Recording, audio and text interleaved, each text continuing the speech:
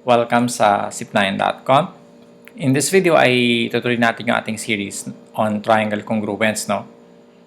At before nyo pala panoorin itong video na to, mas maganda kung napanood nyo na yung mga previous videos natin, especially yung videos natin on ASA, SSS, at saka yung SAS Congruence, no? Kasi gagamitin natin yung isa dito para i-prove yung ating gagawin ngayon. Ang ating topic ngayon is yung tinatawag natin na SAA Congruence or the AAS Congruence. Anyway, pareho lang yan, ano? Pareho lang yung dalawang yan sa ibang libro, SAA, sa ibang libro, AAS. Ano ba sinasabi nito, no? If you have two triangles and two pairs of angles are congruent, for example, yung first pair is A and D, congruent silang dalawa. And then, so first pair lang yan, no? Isang angle pa lang siya. And the second angle, meron kang second pair na congruent 10. And then, one of the opposite sides nung angles na congruent. So, it's either this angle, these sides, or yung another pares na ito. So, if one of these is congruent, for example, this side and this side, then you are sure, no, that these two triangles are congruent, no? Madali lang yung proof nito, kaya dapat i-prove na lang natin, no? So, ang given natin dito is that one, we have angle A is congruent to angle D. 2, we have angle B is congruent to angle E. And AC, side AC is congruent to side DF. So, ano yung prove natin? We are going to prove that triangle ABC is congruent to triangle TF, no? Yung proof natin. Now, yung proof na to ay meron tayong isang theorem, or I think not necessarily theorem, but it's a concept na if the two pairs of angles of a triangle are congruent, then the third pair of angles are also congruent, no? I think this makes sense, no? For example, ito ay 90. Bigyan tayo ng specific example. For example, 90, hindi pala 90 kasi maliit pala siya, no? So, for example, this is 30. Or maybe 39. This is 39 also, kasi congruent sila, eh. And then this is, say, 89. And this is also 89. Eh, pag inad natin to pareho, di ba? So, therefore, definitely the third angle will also be congruent, no? Diba? So, of course, we can do this in general, no? For example, yung isang angle natin dito ay X. This angle is X. For example, this angle is X. Then, this angle is X. Then this angle is also X, diba? Kasi nga, congruent nga sila. So, this is X. And then, we have another angle, which is Y. Yung Y, isukat niya, Y degrees, for example. And then this is also Y in degrees. So, ibig sabihin, the measure of this angle is 180 minus the sum of this, di ba? Minus x plus y. And similarly, ganun din dito. So, this is 180 minus the sum of the two angles. So, therefore, proof na ito that these two triangles are congruent, no? So, kailangan yan sa proof natin. Let's name this theorem 1, for example. Or yun yung theorem 1 natin, tong proof na to. Ang theorem 1 natin is if the two pairs of angles if in a two pairs of angles are congruent, then the third angles are also congruent. So we have our proof.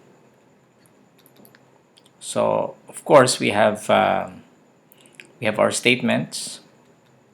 Ito yung two-column proof natin, no? And then we have our reasons. No? So number 1, we have, of course, kopyahin lang natin to. No? I think we should copy this. Kasi lahat naman ito given. Okay? So lahat yan given yan, di ba?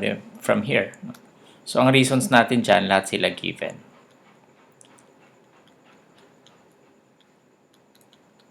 Now, anong pangalam natin based dito sa mga congruent angles ito? A and D, B and Y, and same time AC and TF, yung sides na yun ay mga congruent. We also know that the third angle, which is angle C, is congruent to angle F. No? And this is by theorem 1. No? Pinangalanan na natin yun. This is by theorem 1. Prove na natin dito. So, what do we know? We have this congruent angle here. This is angle A and D. This is one angle A and D. What else? And then we also have the congruent side AC and DF, which is here. And again, we have another angle, which is angle C and angle F, which is A. No? So, at kung napapansin niyo, yung sides, yung pair of sides, ay napapagitnaan siya ng dalawang angle na congruent. At sabi natin yan by ASA congruence. No? Pag meron kang dalawang pairs of angles ay congruent, at yung napagitnaan nilang side ay congruent, then by ASA congruence ay congruent yung dalawang triangle. So, if we ignore this one, even if we ignore this one, because we know that the two pairs of triangles, two pair of angles are congruent, so by ASA congruent na itong dalawang ito. So we have proved that triangle ABC is congruent to triangle DF, and that is by ASA congruence. Okay? So na-prove na natin that yung sinasabi natin na kanina that the AAS is actually true, no?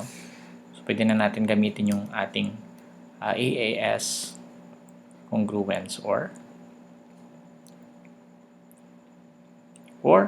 SAA. No? Kasi pwede namang SAA pag ganun or AAS, di ba? Yung kanina, angle, side, or pwedeng pa ganun ang ikot, side, angle. So, SAA or AAS, pareho lang yan. So, ano sinasabi ng AAS congruent? Sinasabi niya na, may pinrepair na ata ako dito kanina. So,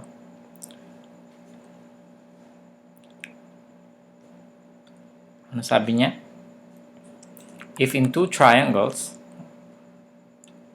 the vertices can be paired, so pwede mo siyang pagpatungin or i-pair in such a way that two pairs of corresponding angles. Ano yung two pairs natin kanina, yung sa original na given? Yung A tsaka D, isang pair. Yung B tsaka isang pair. Yan. So, two pairs na yon.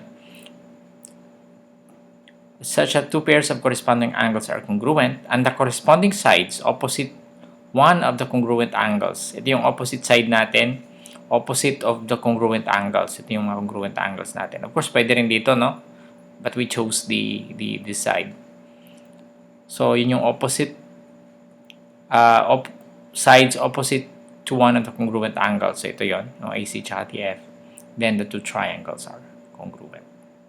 Okay, so from now on, pwede na natin gamitin yung ating AAS congruence to prove other theorems, no? So, ang napakita natin dito that AAS congruence is true and at the same time, ang AAS congruence was derived from the ASA congruence. Maraming salamat and see you in the next tutorial.